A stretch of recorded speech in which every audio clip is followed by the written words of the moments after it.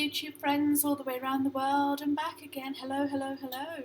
So today is shortbread. I'm making some shortbread stars and Christmas trees for some little gift bags for my friends. Okay, so I've got these little cutters. I'm almost ready to go.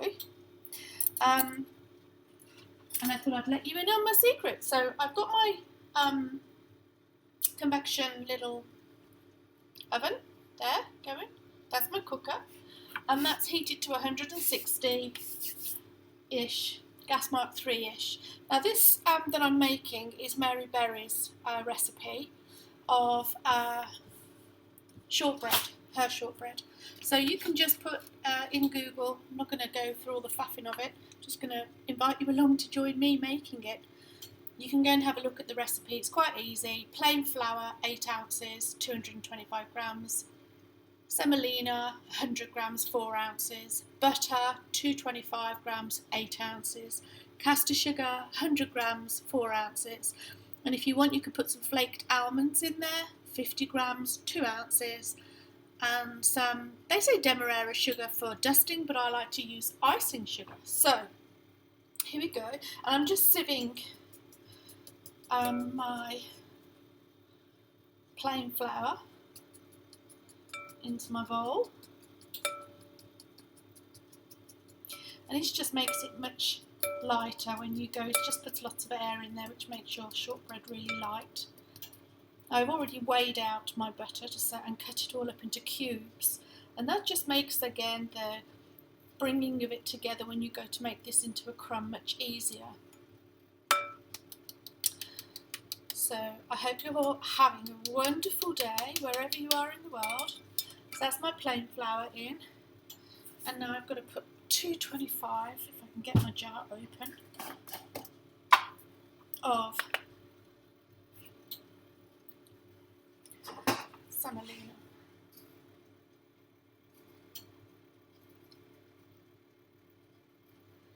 Ooh, ooh, ooh. Careful, careful.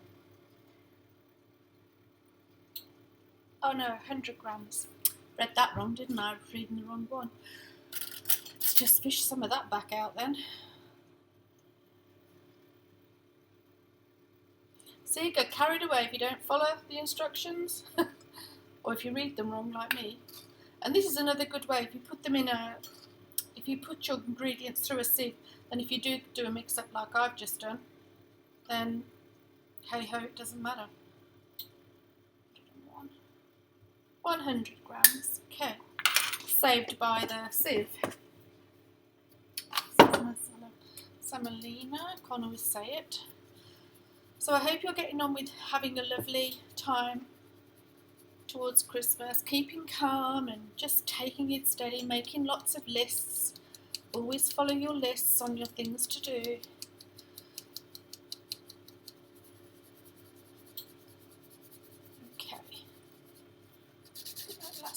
Through there. There's my dry ingredients per se. Then we want 8 ounces of butter, which is 225 grams. I definitely know I've got that bit.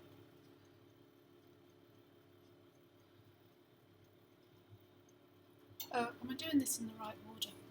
I better check, hadn't I? Oh no. I think do I put my caster sugar in first or do I put my butter? I'll be back because I need to check that. Got it right then, so I kind of don't need that anymore. Well, I might need it in a minute. I just want to put, that's all mixed together. Put my butter in. And now I need 100 grams rather of sugar. So you don't do it again.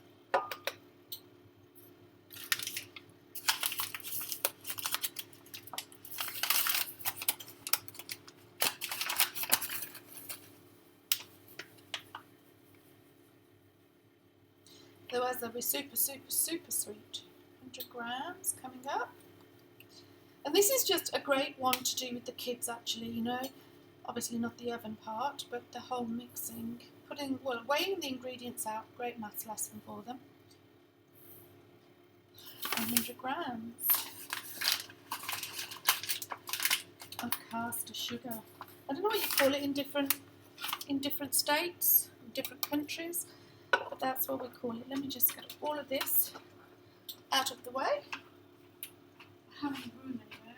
I've got everything everywhere. Okay, that's that. Right. Now to do this, you just need to make this into a crumb base, okay? And they say, old-fashionedly, my grandma used to say, never do pastry or anything like that with warm hands. So the colder your hands, the better. Even though I don't know how true it is, people. But I've always listened to my nana because she was always right. She was a beautiful Welsh cook, and her Welsh cakes were to die for. So we're just going to do this until we're all crumbed up. The first part you could do in a mixer, but you know, I like getting my hands in there and putting my energy in there and lots of love while I'm thinking about beautiful things like my grandma. And yeah, her Welsh cakes were amazing. As were my mum's actually, but my dad's mum, my grandma in Wales, my Welsh nana. Yeah, she is my inspiration for beautiful. I just think of the Welsh mountains when I'm doing this, and beautiful waterfalls. And my dad was a miner from the age of 13, and I was watching a programme on the telly the other night, Wild Wales I think it was called, and it brought tears to my eyes, because December was my dad's birthday anyway, and he's passed over now.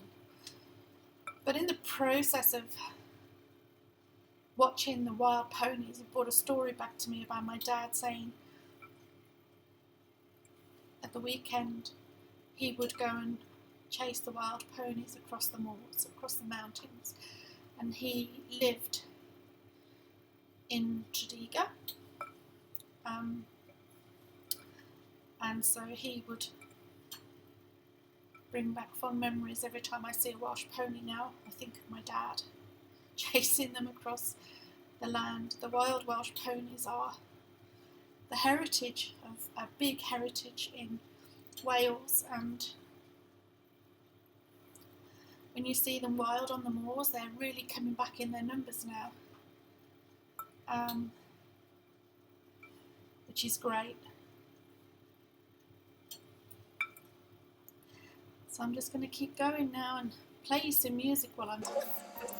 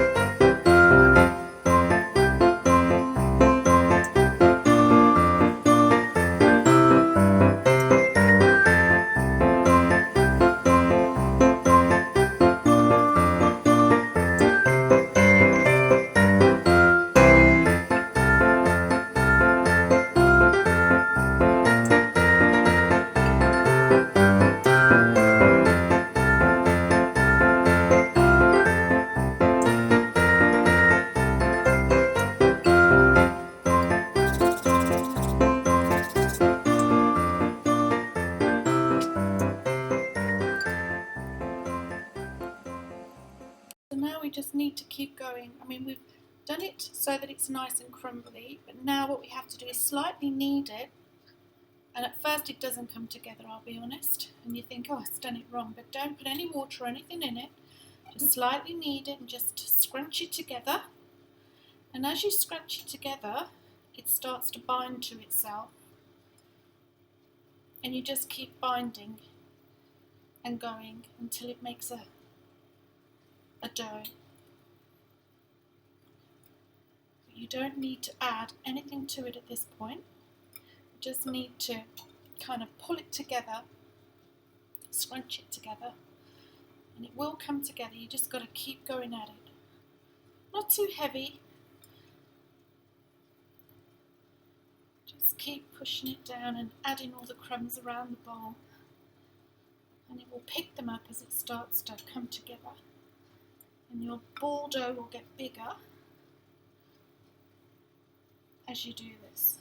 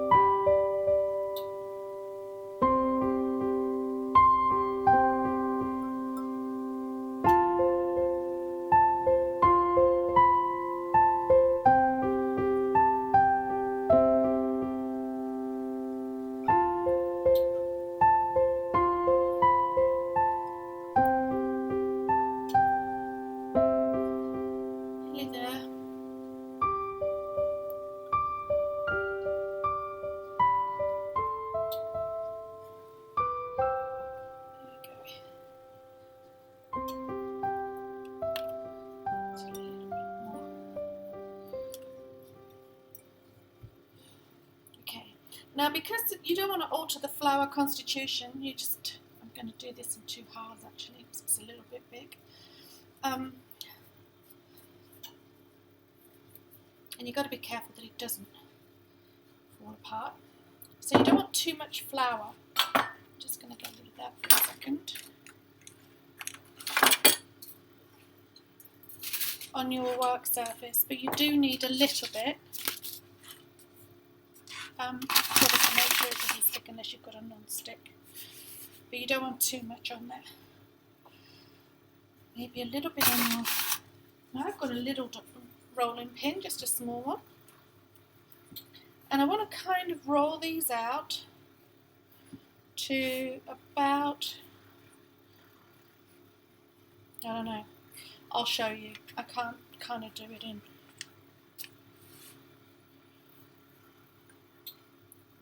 And just gently, you don't have to, this is not pastry, you don't have to get real tough with it. Ooh. And rough, and just very gently. Need a little bit thicker, a little bit thinner, I mean. I reckon.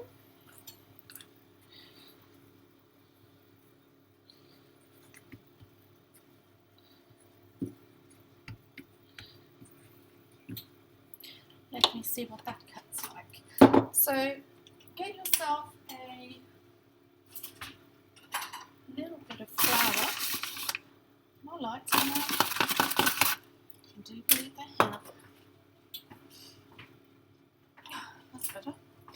I'm just going to see, whoopsie, get it up the right way, how thick they are. Yeah, so sort of that thick. I mean, you can do them as thick as you like, right? But these aren't going to take too long to cook then. So I'm going to do some Christmas trees.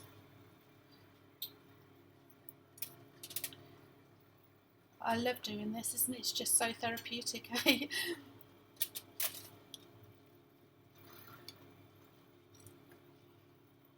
And some of them, if you've got the depth right, then hopefully it'll be right all the way around, all the way through your pastry, rather than having thick edges and thin middles. If that makes sense.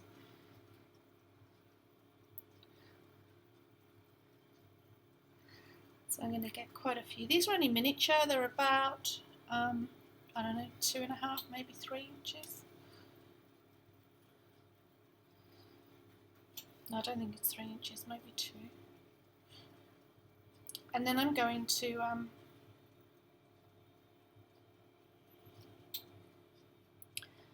wrap them up in some homemade printed linen.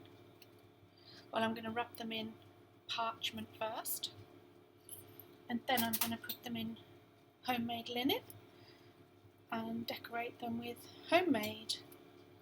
Oh, that one's a bit thick. Never mind. That tree's been there forever growing. And then I'm going to make, I've already partly made, some beautiful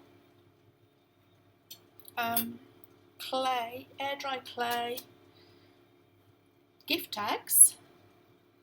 Oh, that was half a tree into the rubbish. So again, the cutting bit you can give to the kids,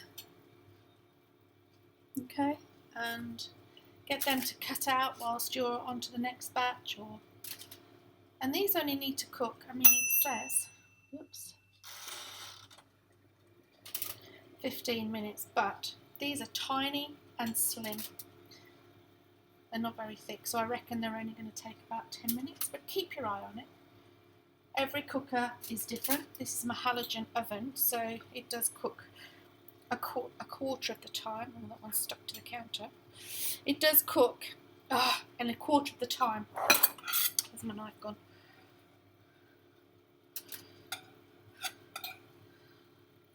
So just bear that in mind, that everybody's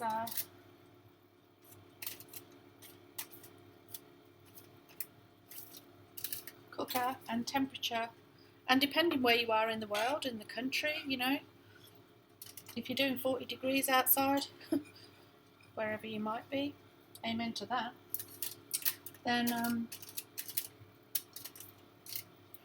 again, just make sure you're using, there we go, that's the first batch. I don't know how many we've got on there, but